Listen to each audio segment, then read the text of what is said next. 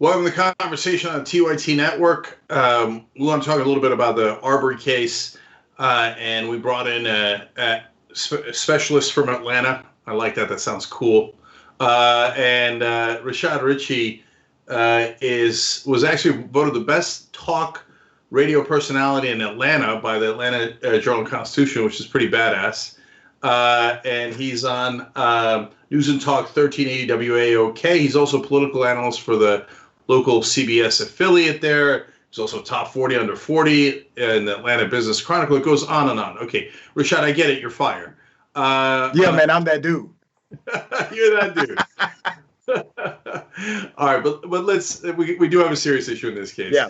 So obviously the Arbery shooting happens in Georgia, and I asked on Twitter, are prosecutors in Georgia just letting white folks shoot unarmed black folks, or does it go both ways? Do they just let random black people go and shoot white people in the street who are jogging? And I said, I hope neither is the case, but it looks like that's not the answer.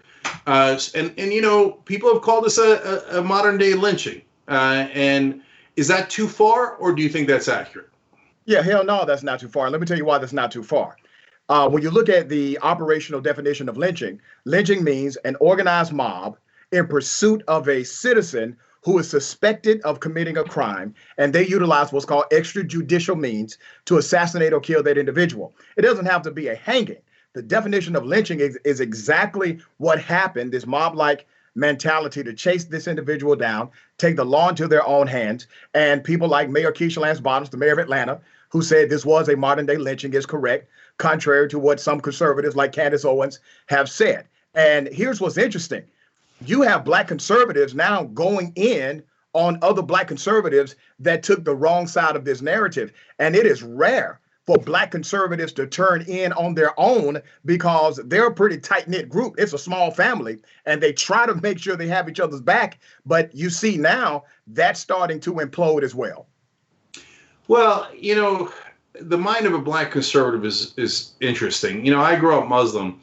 Muslim conservatives, I get a little bit better because if you're very religious, I can see why you started out being conservative. Now in the Bush and Trump era, being a Muslim Republican is mental. So, but when they come after Muslims, even those guys go, well, all right. Okay, that's bad, right? And in this case, black conservatives got to be thinking, that could have been my son. Yeah, black conservatives with a heart and not simply a biased position. What has happened here is you have seen a narrative supersede that of simple partisan politics. And let's face it, the reason why we're talking about it now is because people, local individuals on the ground kept talking about it. This happened in February. We covered this on my show from day one, and we were working hard to get it outside of that bubble, that local bubble of a place called Brunswick, Georgia, which is deep, deep, deep South Georgia. And remember, the district attorney and the two individuals who have been charged with murder got away with it for a certain amount of time. Why did they get away with it for so long? They got away with it because there's a narrative that somehow young African-American men jogging in a white neighborhood obviously are up to no good. And because of that false narrative about blackness in the United States of America, it allowed the crime to be covered up until it got more exposure, and then a video surfaced later which showed the horrific murder. So, Rashad, I want to get back to Candace Owens in a second, but let's stay on the actual case. Why did it take so long? What do you think went wrong with the prosecutors down there? Well, here's what the reports are saying, and this is also backed by one of the county commissioners. He happens to be a medical doctor. And according to him, basically the officers, or some officers, wanted to make an arrest at the scene. This happened February 23rd. So typical when there's a murder that involves somebody who's a cop, a former cop, an investigator with the DA's office, former investigator with the DA's office, they seek clarity. So they will call the ADA, who would be in charge at that time. According to the reports, The assistant district attorney, who knew Gregory McMichael, the father, decided to call the elected district attorney, Jackie Johnson. Jackie Johnson told them, according to the report, do not arrest. And it stopped everything from that moment. And this was covered from that point forward. We're now at the the fourth prosecutor, third special prosecutor, because this continued to be mishandled and was riddled every time it got passed on with somebody else who had a conflict of interest. Yeah, Rashad, there seems to be two main issues here. One is the McMichaels say, oh my God, there was a spate of robberies in the area. It turns out, nope. There was only one in all of 2020 in that area. They saw what they wanted to see. They see a black guy jogging down the street, and they think, criminal, must have been a lot of robberies, we're going to go get him, / whatever else they were thinking, right? And if they had seen a white guy in a similar situation, there's no way in the world they would have pursued him.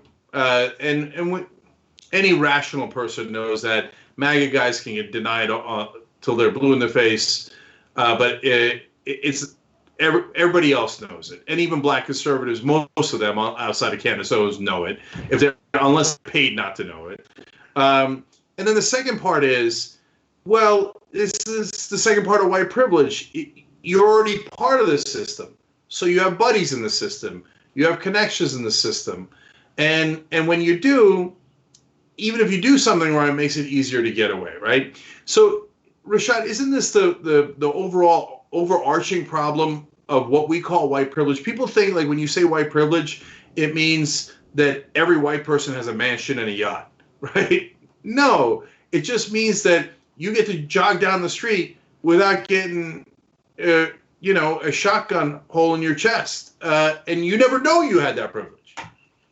Right. See, the privilege exists as a preference. And I tell my college students, and I teach college students of all races, I tell them that it's more like white preference, where white preference says we would give you preferential treatment because of the color of your skin. Everybody knows that if it was a 25-year-old white male jogging through that community, this would not have happened. Everybody knows that. Everybody also knows that if it happened to be an African-American family, father-son duo, that killed a white individual jogging in their neighborhood, they would not have left without an arrest. What is that? That's called preference. And the preference has been attributed by way of skin color, even in the study of critical race theory, which basically says that we have given value to skin color. Well, that has been a societal marker for many, many years.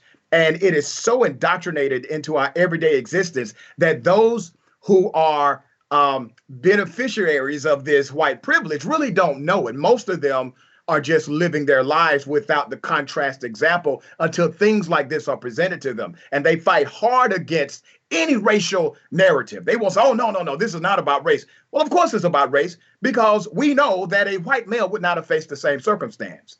Yeah. Two black guys go with a shotgun and kill an innocent white jogger, and they don't get arrested for 2 months. Come on, not this day and age, my brother. Exactly. No way.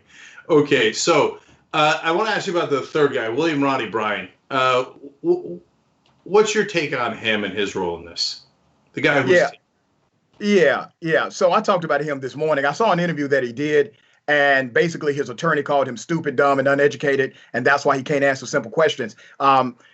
If that guy's your attorney, good luck, because if you have an attorney like that who needs enemies, obviously, based on the information that we have, Roddy was part of this posse in some way. Now, he may not have had knowledge that this was going to end in a killing, but he was definitely part of it, and he's not willing to answer those simple questions. I will say this, man, this cat is really a double-edged sword, and here's why. I think my personal belief is that he was there as part of the group in the neighborhood to chase this individual. But on the other side, he seems to be the only person recording, which has given us the evidence that was needed in order to get the GBI in Georgia to make an actual arrest and for this investigation to go in the right place. I think he has some legal issues ahead of him. I will tell you this, outside of the context of this situation, anytime you travel with somebody, this is plain Georgia law, anytime you travel with somebody in the commission of a crime, right, in the commission of a crime, you can be charged with that crime as well. So what he's likely doing now is cooperating with the prosecution in order to avoid any type of charge or an extended jail sentence from a conviction. Right. I mean, there's also felony murder. Again, if it was 3 black guys in a white neighborhood, everyone would assume the third black guy was in on it. So I don't want anybody assuming anything in this case. Let's let the evidence go where it may. But, I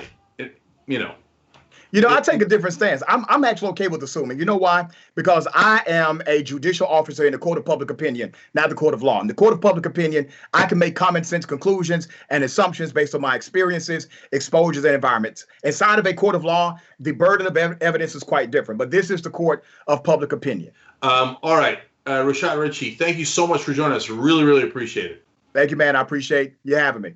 Thanks for watching this free clip of the Young Turks. Don't forget to become a TYT member today. For more exclusive content, join now at tyt.com/join.